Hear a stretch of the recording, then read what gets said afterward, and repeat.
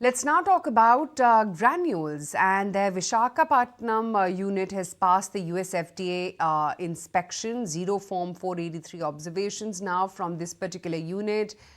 However, they did significantly suffer a cyber attack on May 25th. So let's talk about all these developments. We have with us Dr. KVS Ramnao, the JMD and CEO at Granules India, joining in on the show to talk about which way the company's prospects are headed. Mr. Rao, great to have you today on ET Now. Thank you so much for taking the time out. Let's first talk about these recent cyber attacks, because I recall that time you had said that this could have an impact on your financials as well. Can you tell us what could be the quantum of loss of revenue from it and any recovery that could be made or not? So, as informed earlier, thanks for having me on your call. We had a cyber attack on 24th of May, and this is not only on our SAP systems, which are least impacted, but we had a significant impact on the quality management systems and also some of the manufacturing systems that we have to look into from the perspective of the overall quality of the organization. So we did work on coming back on the cyber security, but there has been a bit of an impact on the manufacturing segment because a lot of quality related aspects that need to be taken into account on it. And therefore, we have to make sure that we are absolutely certain on restarting the entire digital systems without impacting the quality of the finished product which is reaching the patient. So it took us a little bit of time, and it took a little bit of a beating on the manufacturing, but we have come back. We have started our full-fledged manufacturing, and the batch release is happening now. But the impact is going to be there. We are still working out the bottom of the impact, but definitely the stoppage of the production, the release of the batches of quality, and also the entire systems that we need to recreate. It is not just a small work.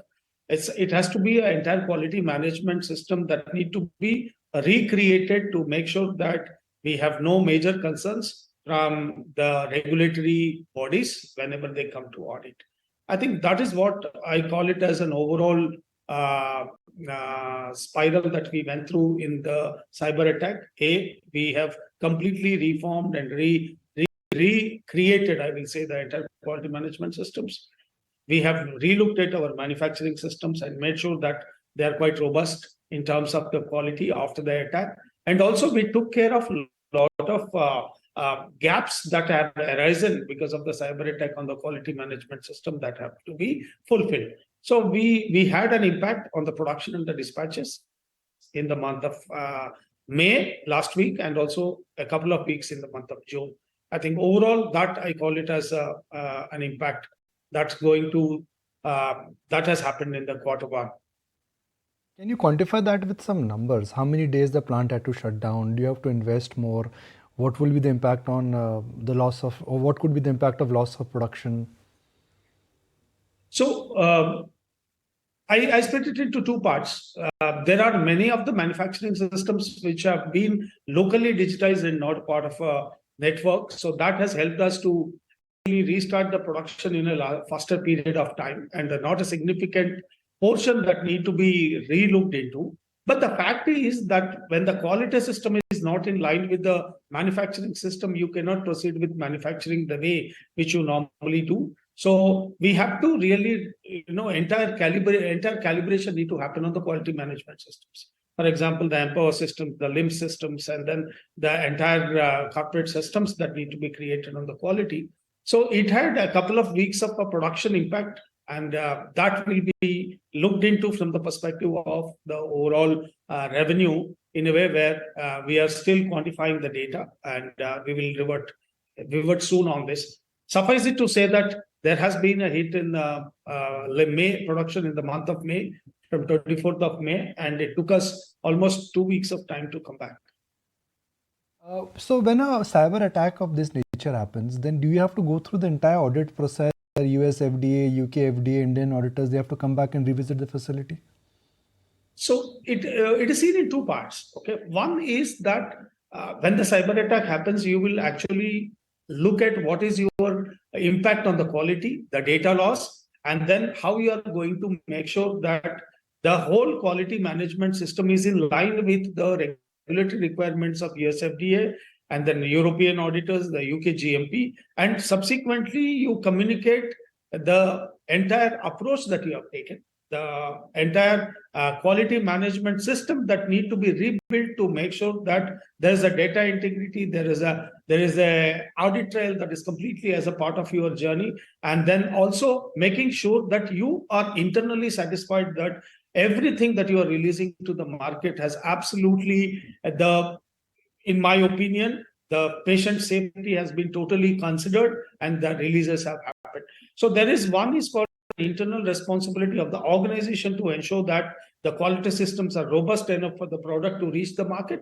And the second one is for us to follow the regulatory systems that will actually enable us to ensure that all the requirements of the various regulatory bodies have been baked into your quality management system. As you're aware, all our plants are completely regulatory approved from various bodies like USFDA, UK GMP, European GMP, Japanese PMDA. So there are several regulatory requirements that come up. So it is a humongous task on the team to really come back, look at what are the gaps and how do we really go about doing it. So I think we have done it. I think in a very short period of time, we are able to bounce back, I must say that. But yes, to do this with perfection and to make sure that, as what has happened as a result of our audit in the last two inspections in the last 2 weeks, I think we are pretty confident that we have built a robust quality system after the cyber attack, which will enable us to withstand the scrutiny of the regulatory authorities. Okay, and just give us a sense as to, your overall business outlook, given the fact that close to 85% of your total revenue comes from 5 products, you're looking to expand your overall portfolio. What are the big opportunities here? So we have been telling in the last couple of investor calls that, one of the biggest focuses of Granules has been to really build a pipeline. And this is what we have really focused on in the last 1.5 years. We built a new R&D. We have really ensured that there is a synergy with what we do today in the oral solids business. And based on the synergy between the US and India and the rest of the world business requirements, we started creating a portfolio of the products and to not only to strengthen the current core of 5 to 6 products that we have, but also we are interested in building a portfolio which will enable us to play well. So in that connect, as I have already informed in my earlier calls, science, technology, innovation, and a unique differentiation of the products has been one of the important criteria in selecting the portfolio. And I am sure in the next couple of years, we see the portfolio turning out to be absolutely in line with our thinking and should be able to really create a good pipeline for Granules. And that will enable us to not only de-risk US and de-risk the 5 product portfolio, but it will enable us to play a global product portfolio across many geographies. Your time. Thank you so much for joining in and giving us an overview of what the impact has been of that cyber attack, as well as your overall business updates.